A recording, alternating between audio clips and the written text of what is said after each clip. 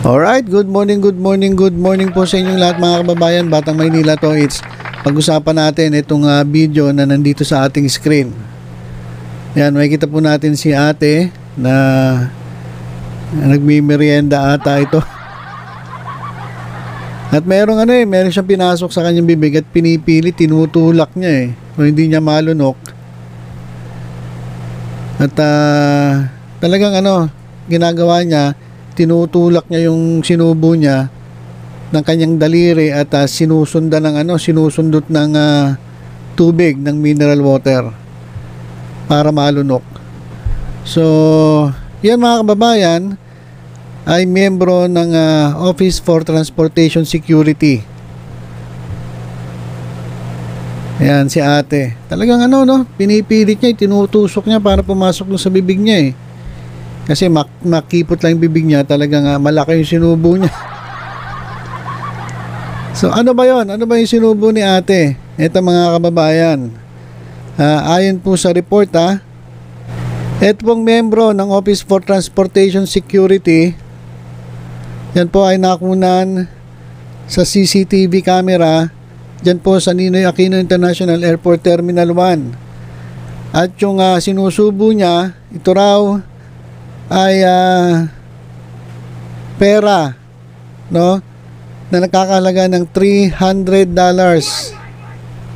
So $300, magkano yan? Kung sa 50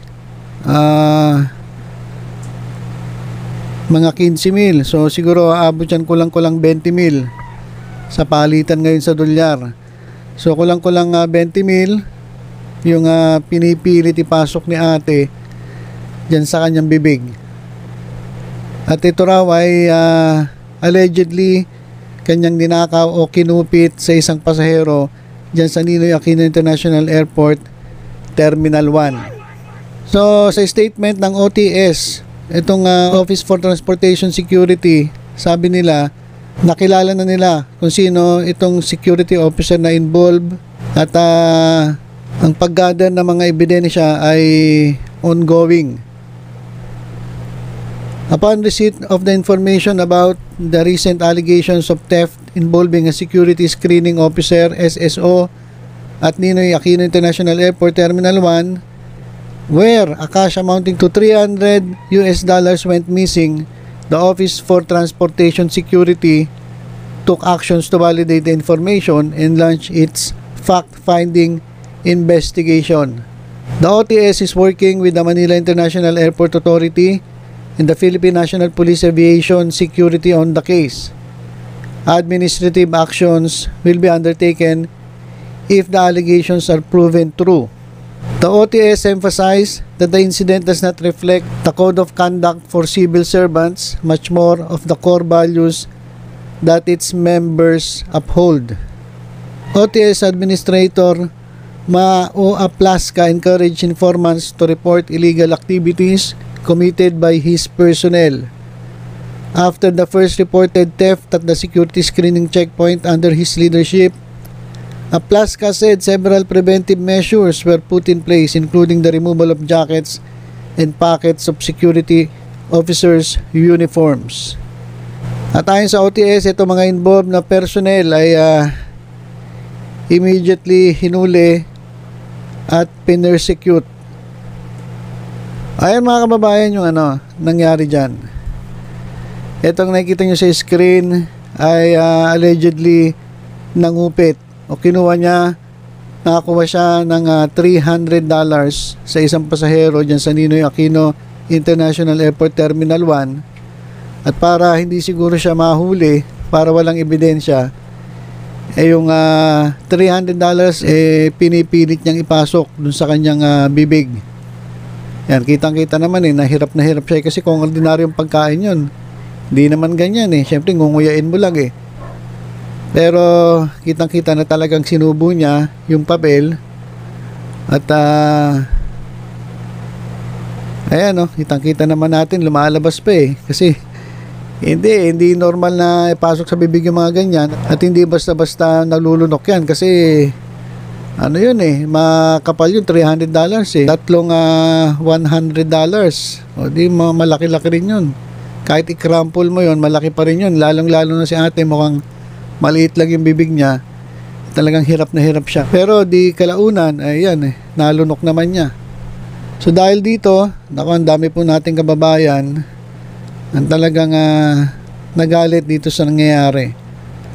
Sabi nga nila parang nahihiya tuloy sila maging Pilipino. Nakakahiya. Kayo ang sumisira sa bansa. Alisin sa trabaho at kasuhan at ipakita nyo yung mga mukha para makilala sila ng hindi na mapagkatiwalaan. Meron namang iba ginawang biro for the mukbang. Minokbang daw yung $300. Ibang klase talaga mga airport personnel natin ang lalakas na mag-trip ng sa immigration hanggang security. Mga kawatan din. Pero mali daw yung ginawa ni ate. Kasi kung wais ka, mas wais daw yung camera. Talagang nangyari, tumutok pa siya dun sa camera sa CCTV. Diba, tinago niya yung ebidensya pero nakaharap naman siya sa CCTV. Eto, shame on you girl. So, marami nagalit. Marami nagalit dito sa nangyari dyan sa NAIA terminal.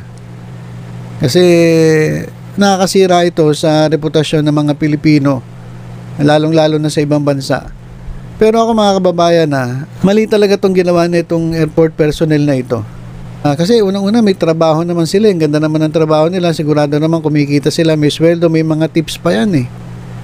Diba? So siguro naman hindi kulang yung sweldo.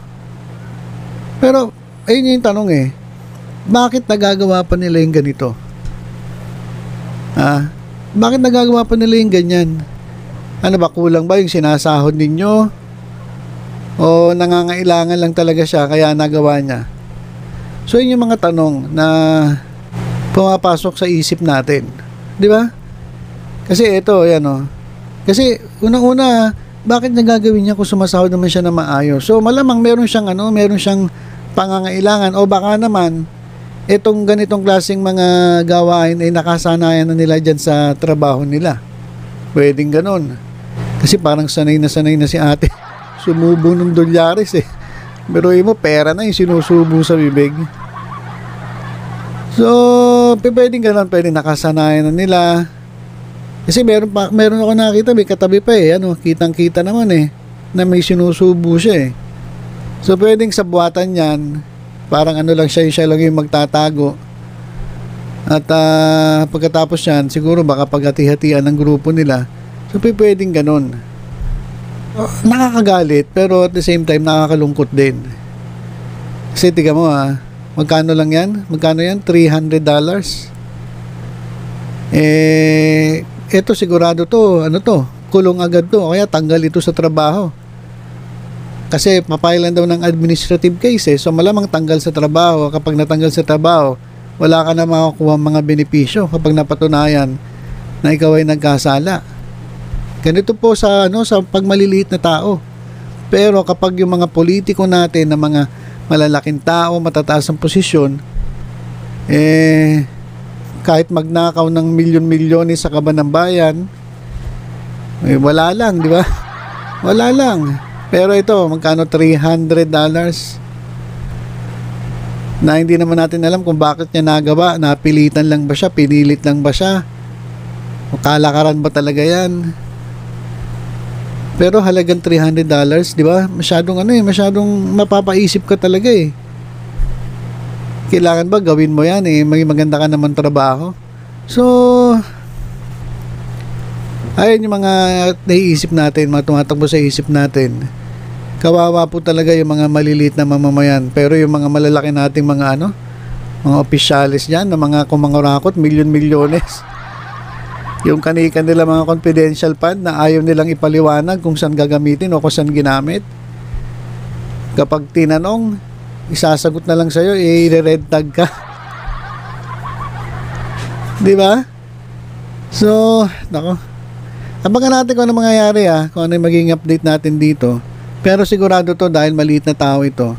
Mabilis tong bibigyan ng parusa. Ganoon naman dito sa atin, kapag maliit na tao, ang bilis ng hustisya. Ang bilis magpataw ng parusa. Pero sa malalaking tao, naku po, Diyos ko. Yung nga magpaliwanag lang, ayaw Ayaw pang masasampahan mo ng kaso. Malabo pa yan sa sabaw ng pusit.